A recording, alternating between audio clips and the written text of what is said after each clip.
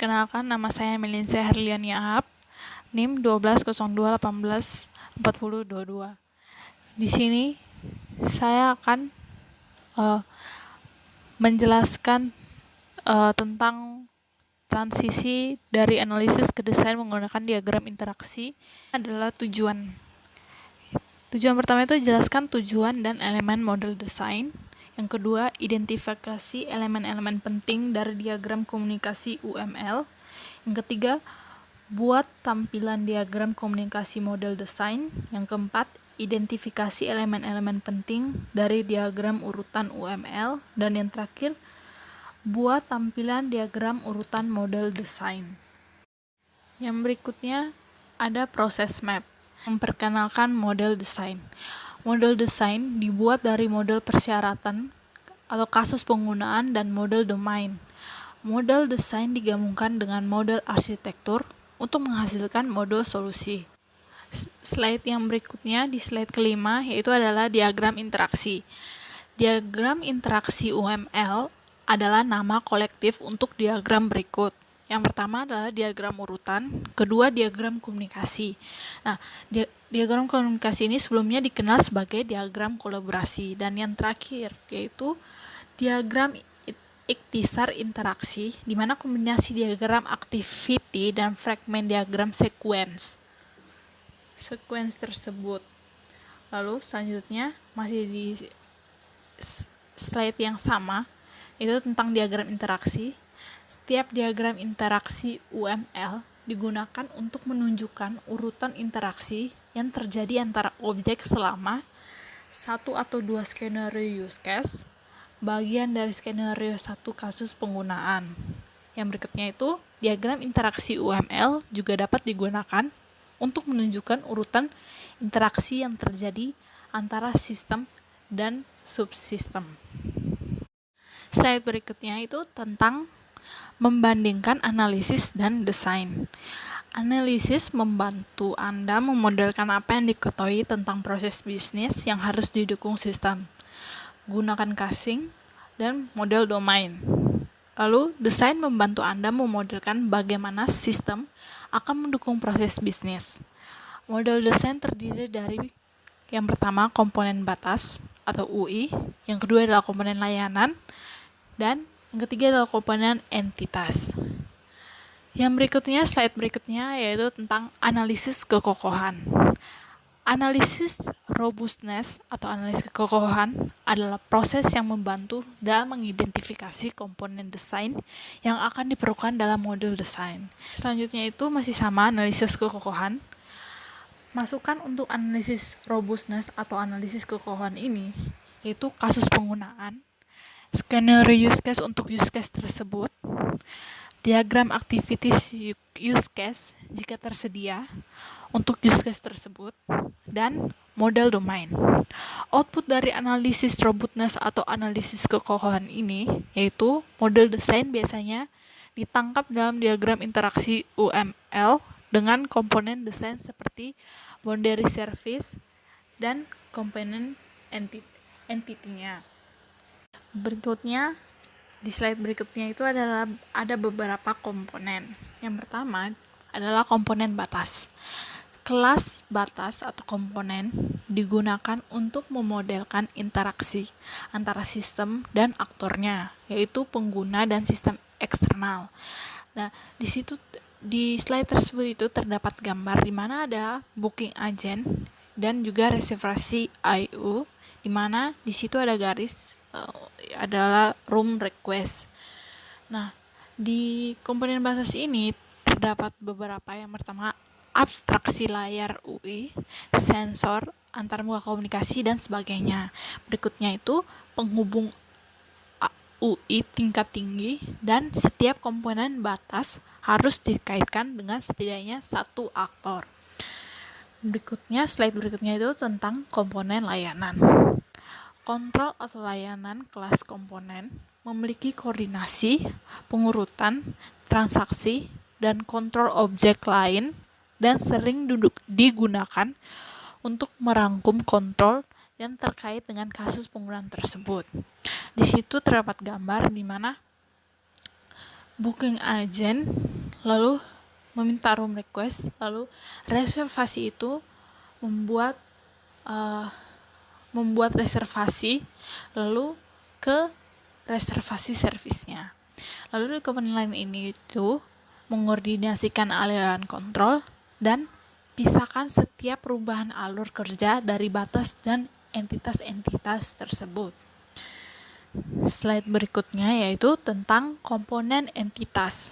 Nah, di komponen entitas atau kelas entitas komponen digunakan untuk memodelkan yang berumur panjang dan sering persisten.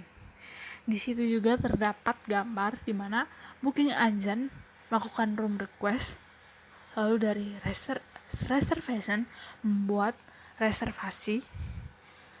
Lalu di komponen entitas ini yaitu terdapat bagian-bagiannya. Yang pertama itu entitas biasanya terkait dengan objek domain. Yang kedua sebagian besar entitas gigi. Dan yang ketiga entitas dapat memiliki perilaku yang kompleks. Slide berikutnya yaitu tentang komponen layanan dan entitas.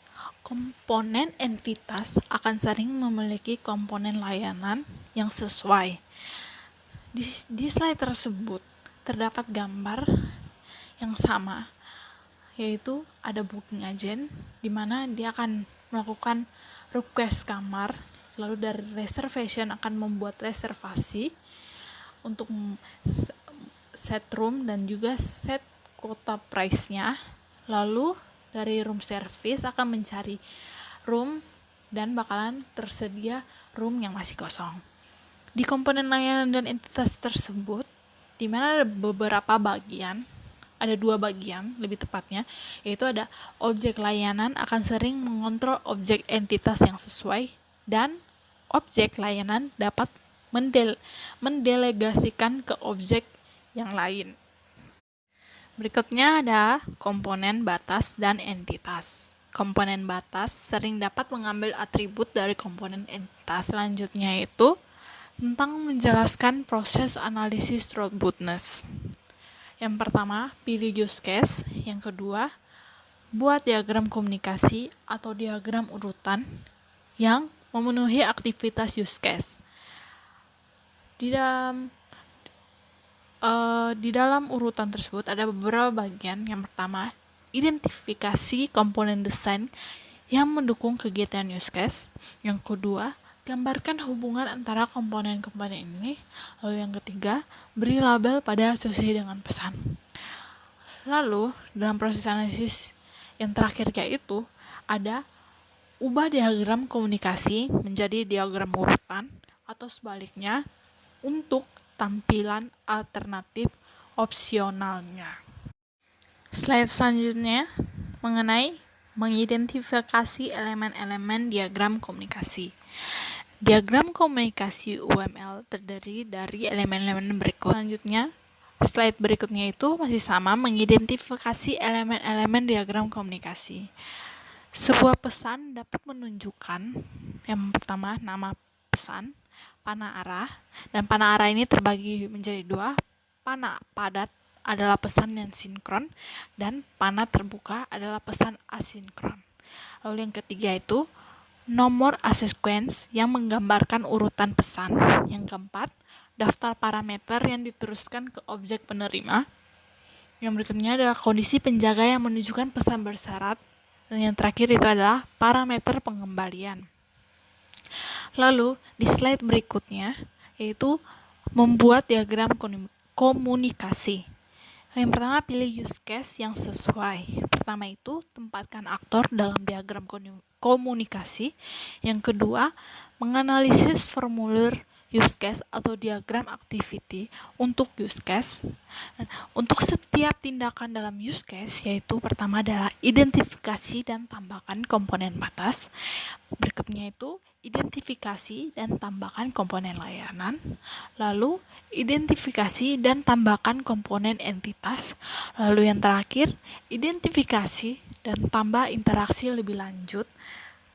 Temukan metode baru, batas, layanan, dan komponen entitas. Selanjutnya, slide berikutnya itu tentang langkah-langkah. Yang pertama adalah langkah pertama, tempatkan aktor dalam diagram. Lalu langkah berikutnya itu langkah kedua. Dan langkah kedua ini terbagi dari ada beberapa, yang betul ada 2A, yang mana identifikasi komponen batas. Agen pemesanan membuat permintaan kamar melewati tanggal kedatangan atau iklan, tanggal keberangkatan atau DD, jenis kamar atau RTR yang diminta. Di gambar tersebut, di mana ada booking agent, dia meminta request kamar kepada reservation. Langkah berikutnya itu langkah 2B, identifikasi komponen layanan. Objek batas UIS reservasi menggunakan objek layanan reservasi untuk membuat reservasi. Langkah 2C yaitu metode make reservation di objek layanan reservasi itu. Langkah 2D yaitu di gambar tersebut di mana metode reservasi itu menggunakan metode find room. Slide berikutnya yaitu contoh diagram komunikasi. Dua diagram komunikasi berikut menunjukkan pandangan yang lebih rinci tentang buat reservasi. Yang pertama itu skenario primer atau berhasil dan skenario sekunder tidak berhasil. Kamar yang ditawarkan ditolak oleh agen pemesanan. Rincian yang lebih halus telah dihilangkan untuk mengurangi kompleksitas. Slide berikutnya itu contoh diagram komunikasi. Pertama, di contoh diagram tersebut terdapat gambar. Yang kedua itu juga sama. Lalu slide berikutnya itu tentang diagram urutan. Ada beberapa poin. Yang pertama itu berikan perspektif berbeda tentang interaksi antara objek. Lalu yang kedua dapat digunakan instan diagram komunikasi. Lalu yang ketiga dapat dikonversi ke atau dari diagram komunikasi. Yang keempat, buktikan lebih berguna bagi pengembang. Dan yang terakhir, sorot urutan waktu interaksi. Bagian selanjutnya menjelaskan urutan UML. Nah, di slide berikut ini yaitu mengidentifikasi elemen-elemen diagram urutan mengenai fragmen. Diagram urutan mendukung notasi fragmen. Penggunaan fragmen meliputi beberapa bagian. Yang pertama, menampilkan urutan loop. Yang kedua, menampilkan jalur alternatif. Lalu yang ketiga, mengizinkan dua skenario atau lebih ditampilkan pada satu diagram. Yang keempat, menampilkan referensi ke fragmen diagram sequence terperinci lainnya. Lalu yang terakhir, mengizinkan Anda memecah diagram besar menjadi beberapa diagram yang lebih kecil. Slide berikutnya menunjukkan contoh notasi fragmennya tentang contoh diagram urutan. 3 diagram urutan berikut menunjukkan tampilan membuat pemesanan yang lebih rinci. Yang pertama itu ada skenario primer berhasil dan skenario sekunder tidak berhasil dalam satu diagram menggunakan fragmen alt. Yang kedua, skenario sekunder tidak berhasil di mana kamar yang ditawarkan ditolak oleh agen pemesanan. Lalu yang ketiga, diagram urutan fragmen yang menunjukkan perincian yang lebih baik untuk fragmen get reservation detail dan termasuk fragmen loop. Data yang lebih halus telah disembunyikan dalam fragmen. Selanjutnya, slide selanjutnya itu adalah sequence diagram contoh pertama. Di sequence diagram itu terdapat gambar di mana itu adalah contoh dari sequence diagram. Bisa dilihat gambar tersebut, ada beberapa sequence diagram. Lalu yang berikutnya adalah contoh, slide berikutnya itu ada contoh sequence diagram contoh kedua.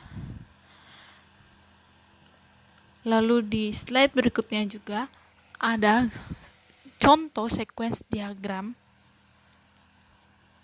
Lalu slide yang terakhir yaitu ringkasan.